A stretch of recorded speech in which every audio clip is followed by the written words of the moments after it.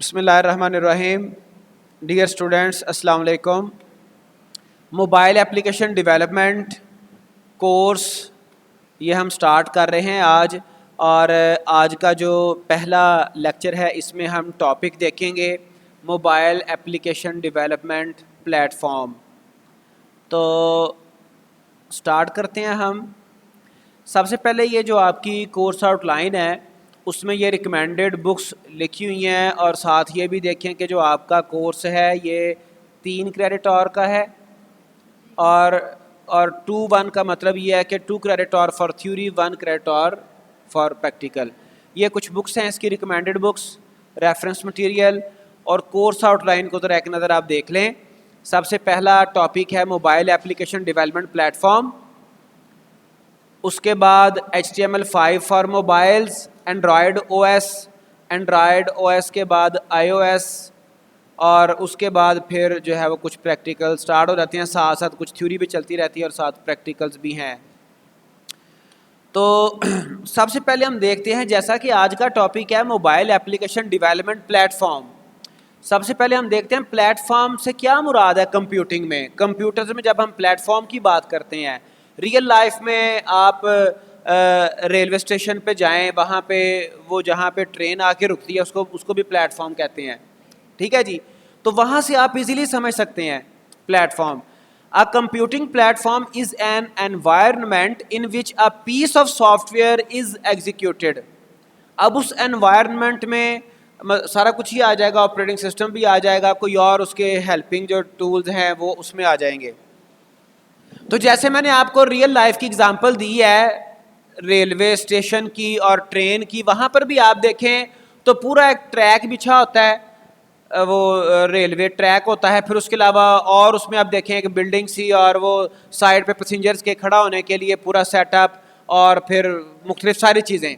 तो इसी तरह से कंप्यूटिंग में भी किसी भी सॉफ्टवेयर को रन करने के लिए जो सारी रिक्वायरमेंट्स हैं, जो एनवायरनमेंट है, वो प्लेटफॉर्म कहलाता है।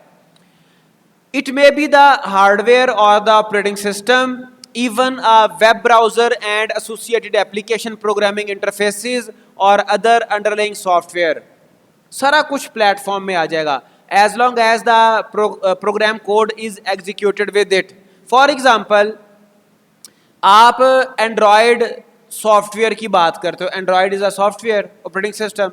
आप एप्पल की बात करते हो, ठीक है जी। एंड्रॉयड आपका डायरेक्टली आपके जो लैपटॉप्स हैं, जो आपके नॉन एप्पल लैपटॉप्स, उनके ऊपर नहीं चलेगा।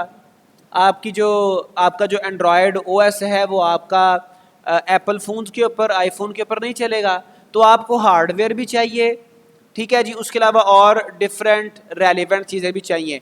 फिर अगर आप मज़ीद एक और एग्जांपल देख लो, फॉर एग्जांपल आपकी कोई एंड्रॉयड ऐप है तो वो आपकी जो है वो एप्पल फ़ोन के ऊपर नहीं चलेगी।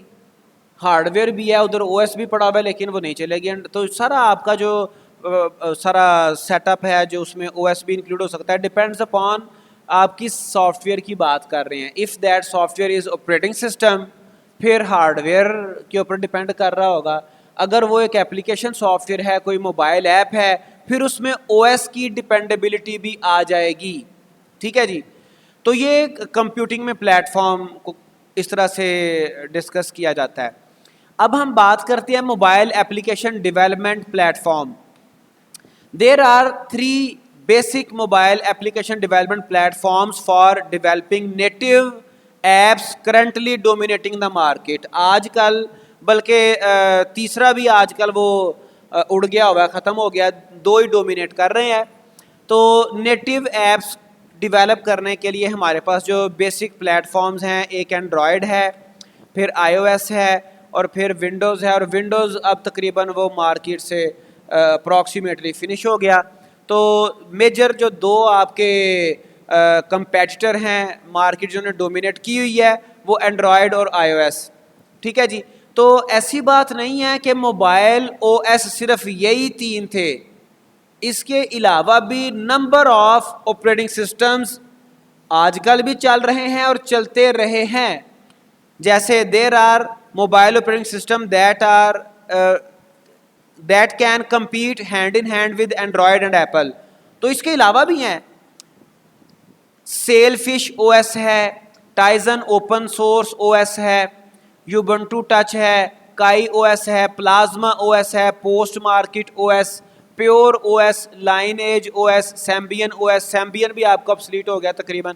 तो लेकिन जो बाकी हैं इनमें से मोस्टली आजकल भी चल रहे हैं, कोई एक आध और है जो नहीं चल रहा, लेकिन तकरीबन 6-7 कम अज़ कम 7 इनमें से 6-7 जो हैं ऐसे ओएस हैं मोबाइल के जो कि एक्टिवली चल रहे हैं मार्केट में। कोई किसी स्पेसिफिक डिवाइस के लिए, कोई स्पेसिफिक कंट्री में, लेकिन बहरहाल एग्जिस्ट करते हैं। तो जो दो मेन आपके प्लेयर्स हैं, जो दो मेन आपके प्लेटफॉर्म्स हैं, वो एंड्रॉयड और iOS हैं। Okay, besides these 3 platform there are 2 more possibilities to develop mobile applications. वो कौन सी पॉसिबिलिटीज हैं? One is hybrid apps for all platforms all together with Xamarin, React Native, Ionic, और इसके अलावा और भी आपके टूल्स हैं, आपके फ्रेमवर्क्स हैं जिनको यूज़ करते हुए आप हाइब्रिड एप्स बना सकते हो जो कि तमाम प्लेटफॉर्म्स के ऊपर रन कर सकती हैं। थोड़ा सा उनमें एक जो सिंपल सा डिफरेंस है वो ये आ जाता है, जो आपकी नेटिव एप्स हैं, फॉर एग्जांपल एंड्रॉयड ऐप जो आपकी एंड्रॉयड फ़ोन्स के लिए है, एंड्रॉयड की डिवाइसेस के लिए है, उसकी एफिशिएंसी, उसकी जो है वो रिस्पांस स्पीड उसकी अच्छी होगी। जो आपके हाइब्रिड ऐप्स हैं उनकी जो स्पीड है, उनका जो रिस्पांस है वो स्लो होगा, उनकी परफॉर्मेंस कंप्रोमाइज्ड होगी। ठीक है जी। फिर एक और जो सेकंड आपको पॉसिबिलिटी बताई है वो है web apps as responsive versions of websites to work on any mobile devices. तो एक आपके रिस्पॉन्सिव वर्जन्स होते हैं वेबसाइट्स के जिनको वेब ऐप कहा जाता है, वो एक दूसरी ऑप्शन है। नेटिव ऐप्स के अलावा नेटिव ऐप उसको कहा जाता है कि जो आपका स्पेसिफिक ऑपरेटिंग सिस्टम है उसी एनवायरनमेंट में आपने डेवलप किया और सिर्फ उसी एनवायरनमेंट पे वो चलती है। ठीक है जी। लेकिन उस नेटिव के अलावा 2 पॉसिबिलिटीज़ बता दी हैं, हाइब्रिड ऐप्स और वेब ऐप्स। तो हाइब्रिड ऐप्स में परफॉर्मेंस कंप्रोमाइज्ड होती है, जबकि वेब ऐप्स में ऐसा कुछ नहीं, उसमें परफॉर्मेंस आपकी बेटर अचीव हो जाती है। ओके, अब नेटिव ऐप्स को थोड़ा सा हम डिटेल में देख लेते हैं, इसके बारे में डिस्कस कर लेते हैं। Such apps are developed for a single mobile operating system exclusively. वो सिर्फ एक ही मोबाइल ओएस के लिए डिवेलप की जाती हैं, देयरफॉर दे आर नेटिव। ठीक है जी। नेटिव का वैसे जो आम जुबान में मतलब ये होता है कि जो पाकिस्तान के जो बाय बर्थ पाकिस्तानी हैं, जो पाकिस्तान में रह रहे हैं, those people are native to Pakistan. जो बाहर से पाकिस्तान में आएंगे those will be called as aliens. ठीक है जी। तो नेटिव से मुराद यहाँ पर क्या हुआ कि जो ओएस है एंड्रॉयड है, तो एंड्रॉयड के लिए स्पेसिफिकली एक्सक्लूसिवली जो मोबाइल ऐप्स बनेंगी वो नेटिव ऐप्स होंगी। ठीक है जी। An app build for system like iOS, Android, Windows phone, Symbian, BlackBerry can not be used on a platform other than their own. जो एंड्रॉयड के लिए बनी वो एंड्रॉयड पे ही रन होगी, वो एप्पल पे नहीं हो सकती। ठीक है जी। वो सैम्बियन पे नहीं हो सकती, वो ब्लैकबेरी पे नहीं हो सकती। In other words you won't be able to use the Android app on your iPhone.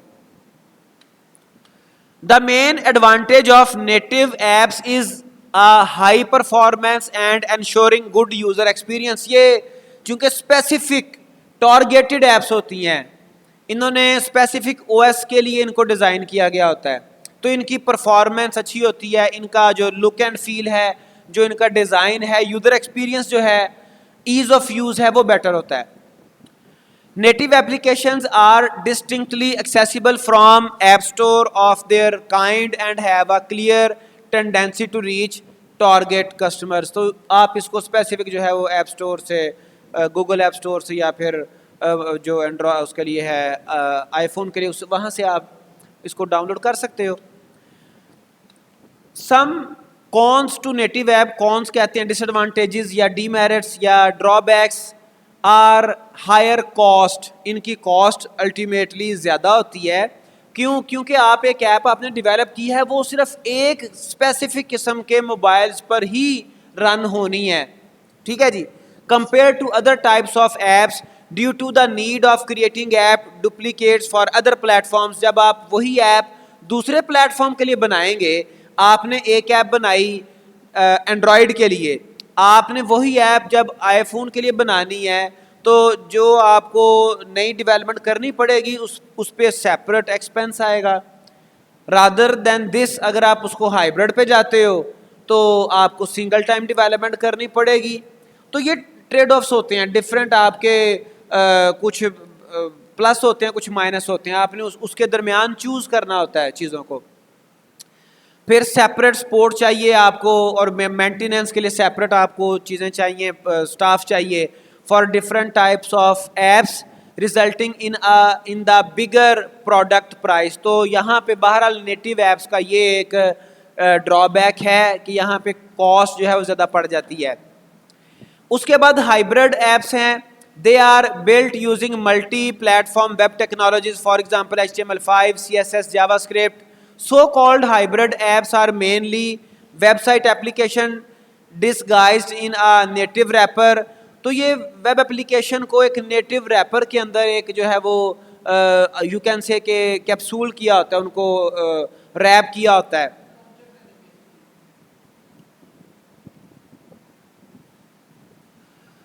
Okay, apps possesses the usual pros and cons of both native and web mobile application, दोनों के अपने अपने drawbacks benefits हैं। Okay, hybrid multi platform apps are fast and relatively easy to develop. इनकी development आसान है, तेज़ है। क्यों? क्योंकि जब आपने नेटिव एप्लीकेशंस बनानी है तो आपको अल्टीमेटली एक ऐप के ज़्यादा वेरिएंट्स बनाने पड़ेंगे, कम से कम 2 तो बनाने पड़ेंगे ना। मार्केट में इस वक्त एंड्रॉयड फ़ोन बहुत ज़्यादा हैं और एप्पल भी कम नहीं है, एप्पल की भी बड़ी क्लास है जिसको आपने टारगेट करना होता है। ठीक है जी, तो ये इसका हाइब्रिड ऐप का एक एडवांटेज है। A single code base for all platforms ensures low cost maintenance and smooth updates. तो आपको जो है वो उसकी मेंटेनेंस लो कॉस्ट में पड़ जाती है, अपडेट आपके स्मूथ आ जाती हैं हाइब्रिड ऐप्स में। Widely used APIs like gyroscope, accelerometer, geo location are available. फिर आपके जो मोबाइल फ़ोन्स हैं, स्मार्टफोन्स हैं, इसमें डिफरेंट आपके सेंसर्स लगे होते हैं। तो यहाँ पे हाइब्रिड जब एप्लीकेशन डेवलपमेंट आप करते हो तो आपके जो कॉमन जो सेंसर्स हैं, गायरोस्कोप है, एक्सेलरोमीटर है, जियो लोकेशन है, उनके लिए APIs अवेलेबल हैं जो कि जिसकी support with the passage of time वो बढ़ती रहती है। एंड्रॉयड में तो किसी भी स्पेसिफिक API लेवल पे जो भी सेंसर्स इंट्रोड्यूस किए गए होंगे, उस API लेवल पे जब आप डेवलप कर रहे होगे तो सारे सेंसर्स को आप एक्सेस कर सकते हैं। लेकिन हाइब्रिड एप्स में इस हवाले से थोड़ा सा कंप्रोमाइजिंग बिहेवियर होगा। माइट भी पॉसिबल किसी, फॉर एग्जांपल आईफोन ने कोई स्पेसिफिक सेंसर इंट्रोड्यूस किया जो कि हाइब्रिड में उसकी API अवेलेबल नहीं है, so you have to compromise for this for that sensor. Okay, on the other hand hybrid applications lack in performance, speed and overall optimization in comparison to native apps for instance। फिर इनकी जो performance है, speed है, optimisation है, design है, वो उस पर भी कॉम्प्रोमाइज होता है, वो भी इतना अच्छा नहीं होता। Also there are certain design issues due to the app's inability to look exactly the same way on 2 or more platforms। तो उसका जो लुक एंड फील है, जो उसका डिज़ाइन है, वो भी थोड़ा सा स्पेसिफाइड या फिर एक्यूरेट नहीं होता, उसमें भी कंप्रोमाइजेज होते हैं। फिर आपकी आ गई वेब ऐप्स, जो मैंने कहा आपको प्रीवियसली बताया कि वेबसाइट्स हैं जिनको आपने अपने मोबाइल फ़ोन्स के लिए स्पेसिफिकली आपने उनको डिज़ाइन किया होता है। These are software applications या web applications that behave in a fashion similar to native applications. Web apps use a browser to run and are usually written in HTML5, JavaScript, CSS. Web applications require a minimum of device memory as a rule। तो ये light weight भी होती हैं और ये ultimately आपके web browser में run करती हैं, लेकिन ये मोबाइल कंपैटिबल होती हैं। ठीक है जी, और इनकी परफॉर्मेंस भी बेटर होती है। Come as come as compare to hybrid application इनकी परफॉर्मेंस बेटर होती है. As all personal databases are saved on a server, users can get access from any device whenever there is an internet connection. तो in contrast these web apps में तो आपका जो databases हैं, web application में जो databases हैं वो आपकी सिर्फ सर्वर के ऊपर पड़ी होंगी. लेकिन जब आप बात करोगे नेटिव एप्लीकेशन की, वहाँ पे फिर चॉइस है. अगर हम एंड्रॉयड की बात करें तो आप अपनी लोकल डिवाइस पे भी डेटाबेस सेव कर सकते हो. नेटिव ऐप में आप लोकल लोकल डिवाइस के ऊपर भी डेटाबेस सेव, जैसे एंड्रॉयड की बात करें तो आपकी SQLite डेटाबेस है जो कि लोकल डिवाइस पे, फिर फायरबेस है जो कि सर्वर के ऊपर डाटा सेव करती है. तो लेकिन जो वेब ऐप्स होती हैं वहाँ पे सिर्फ सर्वर के ऊपर ही डेटाबेस होती है. इसकी वजह से भी इनकी परफॉर्मेंस बेटर होती है और ये लाइट वेट होती हैं. That is why the use of web apps. और लेकिन रिस्ट्रिक्शन क्या है इसमें? इसमें रिस्ट्रिक्शन आपकी इंटरनेट कनेक्शन की है. कनेक्शन कंपलसरी है. That is why the use of web apps with the poor connection would result in a bad user experience. अगर तो आपकी नेटिव ऐप है और डेटाबेस आपकी लोकल डिवाइस पे पड़ी हुई है तो फिर तो कोई आपकी एप्लीकेशन की परफॉर्मेंस में इशू आना ही नहीं. ठीक है जी. एंड्रॉयड का जैसे मैंने बताया SQLite एक डेटाबेस है जो कि आपकी डिवाइस के ऊपर ही डाटा सेव करती है. उसमें प्रॉब्लम क्या होती है कि आप दूसरी डिवाइस से अपना डाटा एक्सेस नहीं कर सकते. ठीक है जी. नेटिव ऐप्स की बात कर रहा हूं. नेटिव ऐप में फिर दूसरी ऑप्शन होती है कि आप अपनी डेटाबेस को, आप अपने डाटा को सर्वर के ऊपर सेव कर लो. उसमें फिर ये होता है कि आप अपने डाटा को किसी भी स्पेसिफिक एप्लीकेशन को यूज करते हुए, चाहे 10 डिफरेंट मोबाइलों के ऊपर आप यूज करें, आपको single copy of data, single image, single view आपको मिल जाएगा. तो हर चीज के अपने ट्रेड ऑफ्स हैं, अपने अपने बेनिफिट्स प्लस माइनस हैं जिनके दरमियान आपको चूज करना पड़ता है. आपको देखना पड़ता है कि आप किस तरह की एप्लीकेशन बना रहे हो, उसको आपने यूजर को क्या प्रोवाइड करना है, यूजर की रिक्वायरमेंट्स क्या है, उसके अकॉर्डिंग फिर आप चूज करते हैं. The drawback is access to not that many APIs for developers with exception of geo location and few others. जैसे आपको हाइब्रिड एप्लीकेशन में बताया था, वहां पर भी कुछ रिस्ट्रिक्टेड जो सेंसर्स हैं उनके लिए APIs अवेलेबल थे. यहाँ पर भी सेम रिस्ट्रिक्शन है. वेब ऐप्स में तमाम सेंसर्स के लिए APIs अवेलेबल नहीं होती. ठीक है जी. सो अगर हम इसको कंक्लूड करें तो जो आपकी नेटिव ऐप्स हैं वो परफॉर्मेंस वाइज बेस्ट होती हैं. ठीक है जी. आप अपने डिवाइस के सेंसर्स को, डिवाइस की जो हार्डवेयर की जो भी कैपेबिलिटीज हैं उनको आप फुली एक्सप्लॉइट कर सकते हो. But if you are talking about hybrid and if you are talking about web apps तो वहां पे परफॉर्मेंस आपकी डिस्टर्ब होती है. बात समझ आई? तो ये थोड़ा सा इसका. अब हम बात करते हैं एंड्रॉयड की जो कि एक नेटिव प्लेटफॉर्म है. Android is an open source and Linux based operating system for mobile devices such as smartphones and tablets. Android offers a unified approach to application development for mobile devices, which means developers need only develop for Android. वो Android के लिए develop करते हैं and their application should be able to run on different devices powered by Android. वो mobile phones हो सकते हैं, वो टैबलेट्स हो सकते हैं, वो किसी भी साइज की डिवाइसेस हो सकती हैं. तो एक दफ़ा डेवलपमेंट होगी और उसके बाद उसको डिफरेंट डिवाइसेस पे यूज़ किया जा सकता है एप्लीकेशंस को. The first beta version of the Android software development kit SDK was released by Google in 2007, whereas the first commercial version Android 1.0 was released in September 2008. Google publishes most of the code open source under the Apache license version 2.0. तो इसमें फिर further कई version आए. ये देखें ये सारे version इसमें C से स्टार्ट हो रहे हैं, लेकिन A एंड B भी थे. A अल्फा था, ठीक है जी, B बीटा था, और उसके बाद C आ गया कपकेक, D आ गया डोनट, F आ गया, E आ गया एक्लेयर, F आ गया फ्रायो एंड सो ऑन. और इस वक्त करंटली एंड्रॉयड 11 चल रहा है, तो 12 भी आ गया है. तो ये एंड्रॉयड के डिफरेंट वर्जन हैं. इसके बाद इसके API लेवल होते हैं. और API लेवल क्या होता है? API लेवल इन वर्जन्स के अलावा है. API लेवल गालिबन एंड्रॉयड का इस वक्त 30 के करीब चल रहा है, 30 या 30+, आई थिंक सो.